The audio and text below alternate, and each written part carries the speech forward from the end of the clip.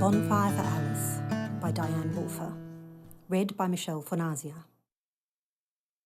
Alice adjusts her wide, feathery hat, an unusual choice for a bride, but it's the only one she has.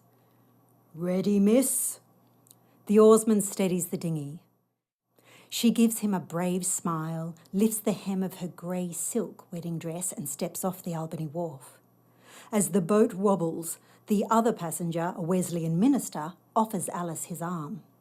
This little skiff is a very different vessel to the ship that carried her across the world.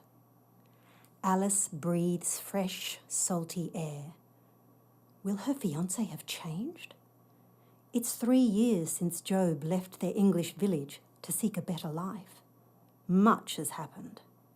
After that day in 1884, Father tried to marry her off to anyone. "But I still have feelings for Job." "Feelings?" he scoffed. "The blacksmith would be a better choice." "He's old." "You're 25, Alice." Her father's words stung. "Time is running out." As they cross the inner harbour and sail towards a narrow channel, Alice touches the sachet tucked safely into her bodice. It holds the fragile petals of a wild rose that Job once gave her. She remembers the last suit her father brought home and shudders. Job's message had arrived just in time. His long, wonderful letter describing a land of opportunity. She accepted his proposal at once and sailed away to her new life as a Western Australian lighthouse keeper's wife. "How long is the journey across King George Sound?" 12 miles, miss. If this wind holds, it'll take a good hour or so yet." They pass Point King Lighthouse and the keeper's children wave.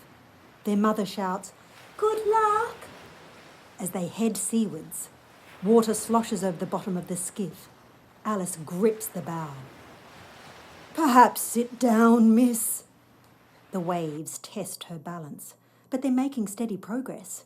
After her 3-month journey, Alice is determined to arrive in a dry gown. She stares firmly ahead. A sea eagle circles, and Alice remembers the bonfire that Job lit as their ship passed his island 2 days ago. That magnificent bonfire raised her spirits and kindled her courage. She smiles. It must have taken him weeks to collect so much driftwood. Alice holds her hat as a wave crashes over them, blotching the grey silk of her dress. "I must look a fright." The minister pats her hand. "Oh, you're a bonny bride, Alice." He points to the top of the island. "And look, they've strung bunting for your arrival." Could that fine-looking cottage really be theirs? Job's letter said they'd have a place of their own. The oarsman steers them into a calmer cove. "How will I get onto the island?" "There's a rope ladder for the first part, then a bosun chair for the jetty."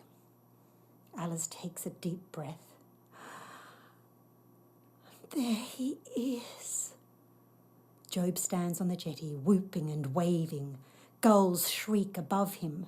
The boatman holds steady as Alice grips the swaying ladder, taking one tiny step at a time.